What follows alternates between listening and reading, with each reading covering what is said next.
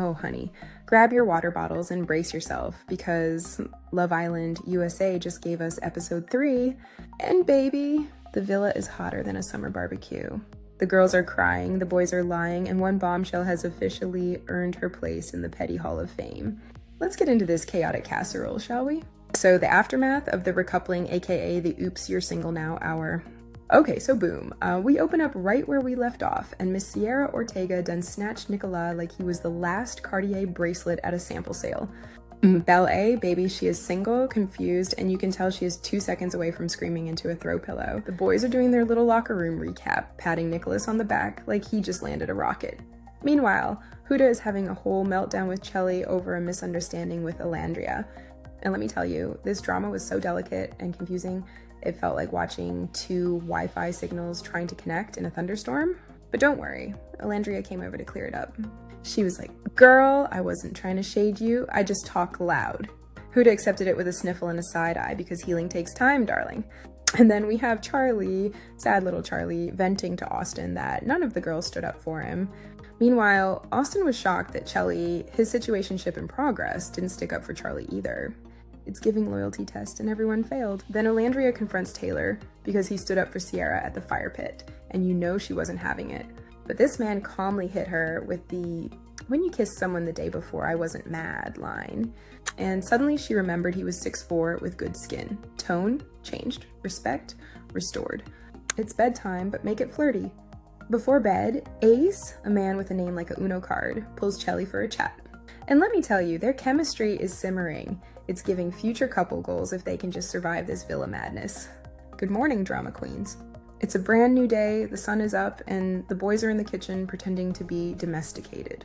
Ace makes breakfast plates like he's auditioning for Chopped, Villa Edition, passing them out to Chelly, Alandria, and yes, even Belle-A. But hold up, Taylor swoops in with his own plate for Alandria like it's a love pancake off. Meanwhile, Huda's over there pacing like she's in a Lifetime movie, trying to figure out when to tell Jeremiah that she's a mom. Sis, that clock is ticking. Then Belle-A and Huda have a little cry fest, mostly because Belle-A is still gagged that Cierra stole her man in broad daylight. And while they're crying, Cierra and Nicolas are over in the photo booth giggling like high schoolers who just passed notes in class. The disrespect. But then Charlie tries to reclaim his narrative and tells Belle-A that he wanted to take her to the hideaway on the first night. Boy, what, the first night? Who do you think you are, Christian Grey? But Belle-A actually respected it, probably because she needed a crumb of validation. And back on the Alandria Taylor roller coaster, she apologizes for snapping, and the two end up giggling like they didn't almost start a fire at the fire pit 12 hours earlier. Nicolas and Belle have that chat. Now this part, oof, Nicolas pulls Belle-A for that post-snatch debrief.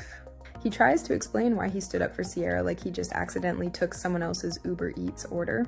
But Belle-A, not having it, she hit him with a verbal high kick and wrapped it up with, "The ball's in your court. That's fancy talk for do better or disappear." The Shady Ladies summit, Cierra's visit. Later on, Belle-A and Alandria are talking when Cierra, aka Queen Petty with the perfect edges, strolls over like she's not walking into a tension storm. Belle-A admits she talked to Charlie but didn't feel it and lets Cierra know she still wants Nicolas. They both realize, girl, this villa is low on options and high on chaos. Game time. State your case, aka who's the horniest of them all. This game? Honey, buckle up. Who cheated the most? Girls said Nicolas. False. Turns out Austin cheated 6 times. Sir, what is your toxic zodiac sign? Most lovers in one day. Austin again. 4. Sir. Why? Who said I love you the most? Jeremiah. 10 people. Nicolas 50. Sir, are you Oprah? You get an I love you. And you get 1. Nudes? Ace 3, Nicolas 800. Austin, in the thousands. My phone just caught a virus from hearing that. Body count, Charlie 108, Taylor 21, the lowest. Cierra 18. Belle-A 1. Sweetie, stay pure. The streets aren't kind. The boys won, but at what cost? They're all red flagged and emotionally unavailable. Aftermath of the game, everyone goes their separate ways to unpack what they just learned. The girls are over there like, well, we need Clorox wipes and therapy. Meanwhile, Huda finally drops her big secret on Jeremiah. She's a mom. And Jeremiah, he just blinked. Episode ends. Cliffhanger. Boom. The current couples, aka who's still clinging to hope. Cierra and Nicolas, still messy, still hot. Huda and Jeremiah, now parenting adjacent. Alandria and Taylor arguing with chemistry. Chelly and Austin, sis run. Single, Belle-A, Charlie, Ace, the leftover squad. Wow, that episode was wrapped in a group therapy session. I don't know what kind of coconut water they're sipping in that villa, but I am tuning in every night to watch these beautiful people in drama. Make sure to like, comment, and tell me who is giving energy and who needs to be voted off and sent straight to therapy. I'll be back tomorrow with more tea than Huda's kettle can hold. Bye, y'all.